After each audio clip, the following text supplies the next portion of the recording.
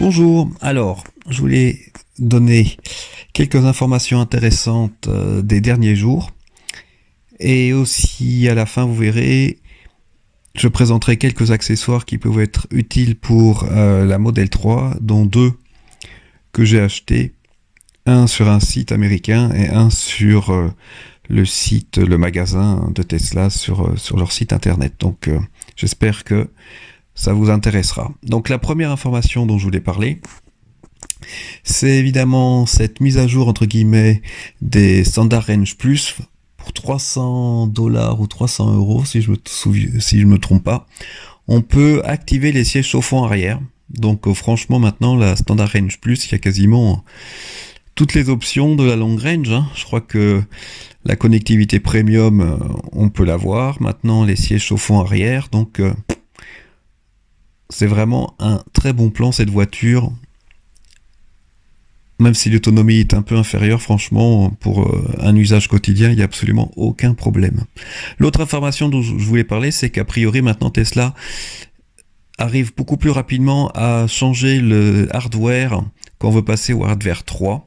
Alors je connais pas exactement les conditions pour changer son hardware 2.5 ou 3, mais en tout cas ça a l'air beaucoup plus rapide aux États-Unis. J'aimerais bien avoir l'information d'ailleurs. Si certains l'ont déjà fait en France, ça m'intéresserait beaucoup. L'autre information dont je voulais parler, c'est Consumer Report qui a mis pour la première fois la Tesla 3 dans les 10 voitures les plus recommandées lors de leur revue annuelle. Alors là, vous voyez, je vous montre les différentes voitures qui sont recommandées par Consumer Report aux USA. Là, vous avez une Toyota en dessous de 25 000 $, ensuite une Subaru Forester. Alors il y a beaucoup de voitures japonaises, je suis pas trop surpris. Évidemment la Prius aussi. Là vous avez encore une Subaru Legacy, donc coréen ou japonais. Et encore une Toyota, cette fois une berline classique.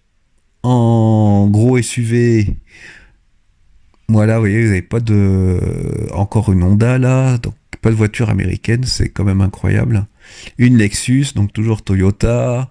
Une Toyota Supra. Et après la Toyota Supra, voilà la Model 3.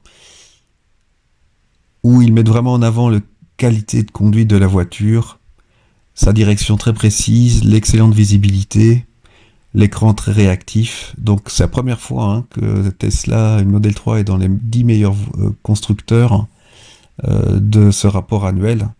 Alors Porsche est en premier. Vous voyez, il y a beaucoup de marques japonaises, donc c'est assez impressionnant. Et Tesla est 10e. Alors, 11e, pardon. Ce qui est intéressant, c'est que l'avis des propriétaires est extrêmement positif. Mais par contre, il y a une petite flèche vers les bas pour la fiabilité. Donc, ça m'intéresserait d'en savoir un peu plus.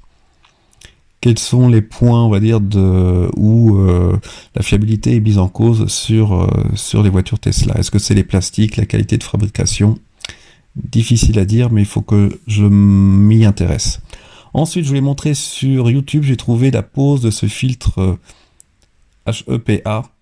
Alors, très intéressant, où en fait, on peut avoir ce filtre on peut le faire soi-même, c'est précisé dans le manuel d'utilisation de la voiture. Alors, il faut démonter un peu les caches et puis enlever, c'est pas des vis de fixation en fait, c'est des sortes de poinçons que vous pouvez enlever relativement facilement.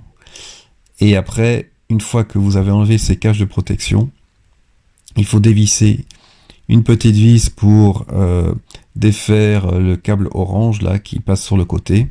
Et en fait, vous avez deux filtres, un par-dessus l'autre qu'il faut enlever, et vous mettez ces deux filtres HEPA à la place.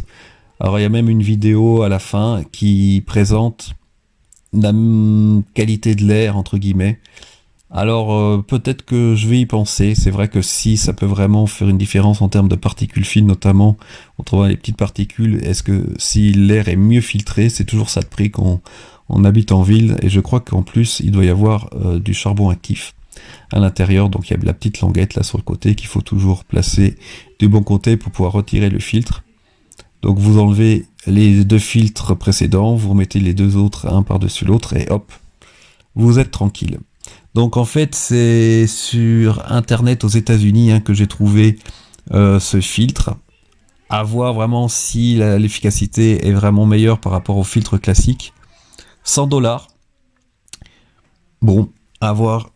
Je laisse chacun voir si c'est intéressant. Alors vous allez voir juste après, j'ai commandé sur ce même site un accessoire particulier et j'ai pas pris la livraison rapide parce que ça vient des États-Unis, donc je vais voir, ça doit être livré à partir d'aujourd'hui. On va voir combien de temps ça met pour arriver, car le prix est quand même relativement intéressant pour l'accessoire que j'ai acheté.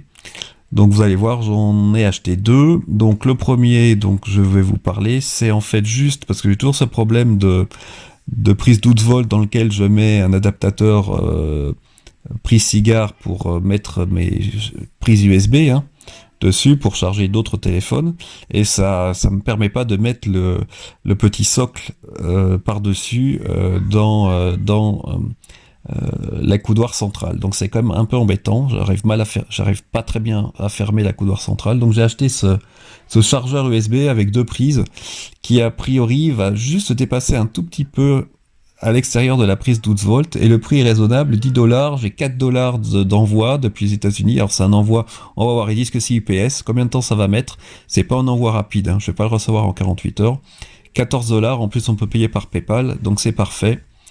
On donne pas son numéro de carte bleue, entre guillemets. Moi je préfère cette méthode-là. Et enfin, l'autre accessoire pour moi vraiment indispensable que j'ai fini par prendre, comme on peut pas avoir de roue de secours, en tout cas faut que je continue mes recherches pour voir si je peux mettre une sorte de roue intermédiaire que je pourrais mettre dans le coffre, mais ça rentre pas. C'est ce kit de réparation avec le compresseur plus le liquide qu'on met dans le pneu endommagé, le temps de pouvoir rouler et trouver une solution de rechange.